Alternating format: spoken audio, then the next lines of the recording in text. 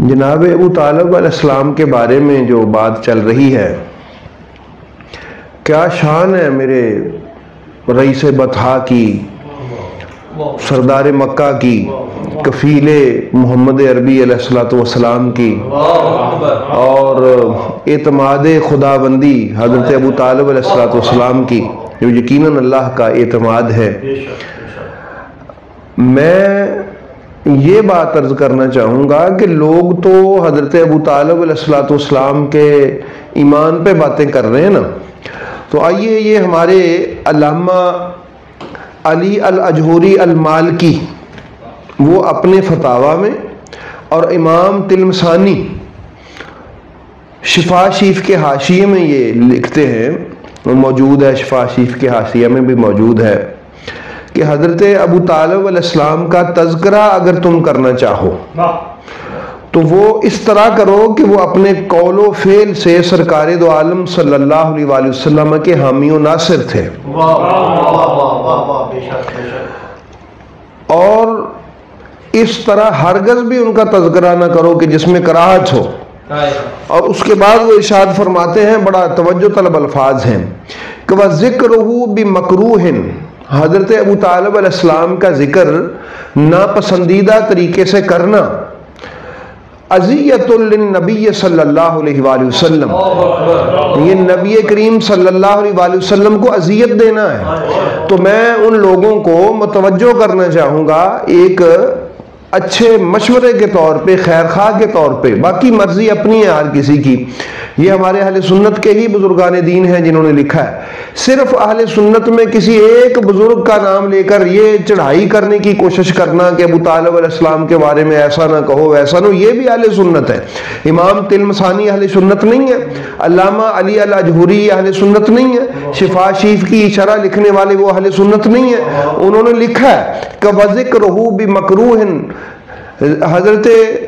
ابو طالب علیہ السلام کا ذکر ناپسندیدہ لہجے اور الفاظ کے ساتھ کرنا اذیۃ للنبی صلی اللہ علیہ وآلہ وسلم، یہ نبی کریم صلی اللہ علیہ وآلہ وسلم کو اذیت ہے۔ اور اس کے بعد فرماتے ہیں وَمُؤْذِ النَّبِيَّ كَافِرٌ،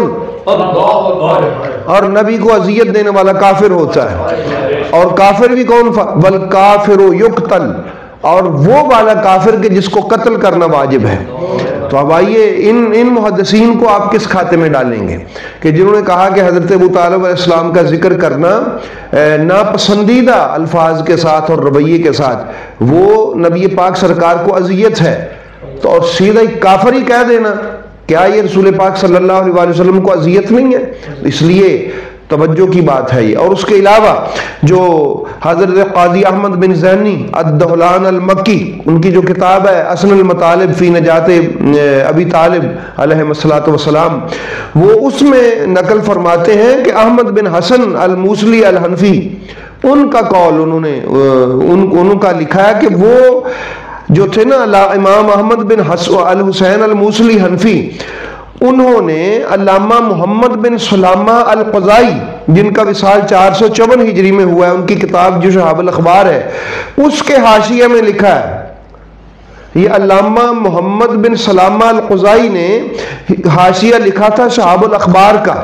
اس میں انہوں نے یہ بات لکھی ہے۔ اب اس کو نقل کون کر رہے ہیں؟ حضرت قاضی احمد بن زینی دہلان مکی، جو اعلیٰ حضرت کے اور ان کے والد صاحب کے بھی شیخ ہیں سند حدیث میں، اور مکے میں یہ قاضی القضات کے عہدے پہ فائز ہیں، اور مکے کے یہ خطیب ہیں، امام ہیں، جمعہ پڑھاتے تھے۔ انہوں نے لکھا ہے، انہوں نے لکھا کیا ہے، بڑی بات لکھی ہے انہوں نے، وہ جو شہاب الاخبار میں اس کے حاشیہ میں فرماتے ہیں کہ ان بغض ابی طالب کفر، ابو طالب علیہ السلام سے بغض رکھنا کفر ہے۔ لو کر لو گل تسی ہن مزید کر لو، ہن دسو کہ انہوں نے لکھا کہ ابو طالب علیہ السلام سے بغض رکھنا یہ کفر ہے۔ اب یہ میں نہیں کہہ رہا کہ حضرت ابو طالب علیہ السلام سے بغض رکھنا کفر ہے، یہ ہمارے بزرگ فرما رہے ہیں۔ اور یہ لکھ کون رہا ہے، نقل اس کو کون کر رہا ہے؟ ان دو بزرگوں سے، قاضی زینی دہلان مکی، وہ کون ہے؟ یہ اعلیٰ حضرت جو ہیں ان کے اور ان کے والد کے شیخ ہیں۔ تو انہوں نے یہ بات لکھ ڈالی کہ حضرت ابو طالب علیہ السلام سے بغض رکھنا، کیا کسی کافر سے بغض رکھنا کفر ہو سکتا ہے؟ نہیں۔ توجہ ہے بھئی اس بات پہ کہ کوئی کافر بندہ ہو اس سے بغض رکھنا یہ کون سا کفر ہے؟ تو ہمارے بزرگان اہل سنت جو ہیں اللہ تعالیٰ ان پر کروڑوں درود فرمائے،